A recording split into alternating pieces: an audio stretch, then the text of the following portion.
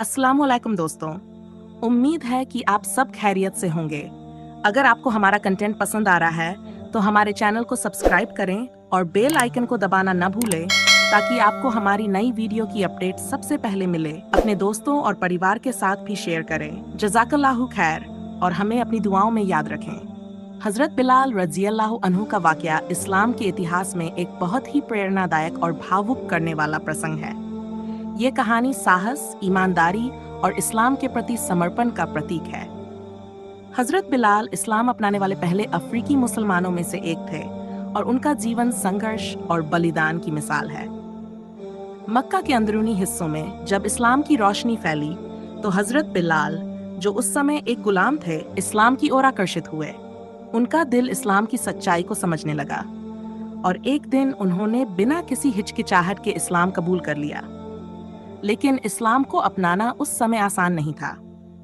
विशेष रूप से गुलामों के लिए यह कदम उनके मालिकों और समाज के उत्पीड़न का सामना करने का कारण बन सकता था। जब उनके मालिक उमैया बिन खल्फ को हजरत बिलाल के इस्लाम अपनाने की खबर मिली तो वह आगबूला हो उठा। उसने बिलाल को बेइंतहा यातनाएं दी ताकि वह इस्लाम को छोड़ दें और दोबारा मूर्ति पूजा की ओर लौट आएं।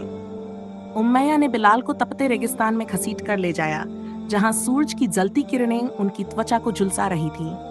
उनके नंगे शरीर पर गर्म पत्थर रखे गए ताकि वह दर्द से चीखें, परंतु हजरत बिलाल की जुबान से सिर्फ एक ही शब्द निकलता रहा, अहद अहद, जिसका मतलब था एक अल्लाह, एक अल्लाह।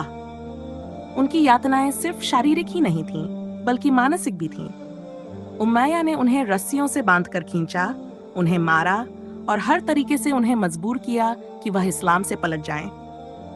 लेकिन हजरत बिलाल के दिल में अल्लाह के प्रति जो प्रेम और विश्वास था, उसने उन्हें हर दर्द सहन करने की शक्ति दी। उनके चेहरे पर दर्द के बावजूद एक अजीब सी शांति दिखती थी, जैसे वह अपने दिल की गहराई से इस्लाम की सच्चाई को महसूस कर रहे हों। बिलाल की यह सहनशीलता और धैर्य देखते हुए कई मुसलमानों के दिलों में उनके प्रति गहरा सम्मान पैदा हुआ। एक दिन हजरत अबू बकर ने उम्मैया से बिलाल को आज़ाद करने की पेशकश की। उन्होंने भारी रकम देकर बिलाल को गुलामी से आज़ाद करवाया। ये घटना इस्लाम के अनुयायियों के लिए एक बहुत बड़ी जीत थी, क्योंकि ये साबित हुआ कि इस्लाम में इंसान की इज्जत और आज़ादी की कितनी अहमियत है। आज़ादी मिलने के बाद हजरत बिलाल मदीना गए, जहां उन्हें इस्लाम का पहला मुअज्जिन चुना गया।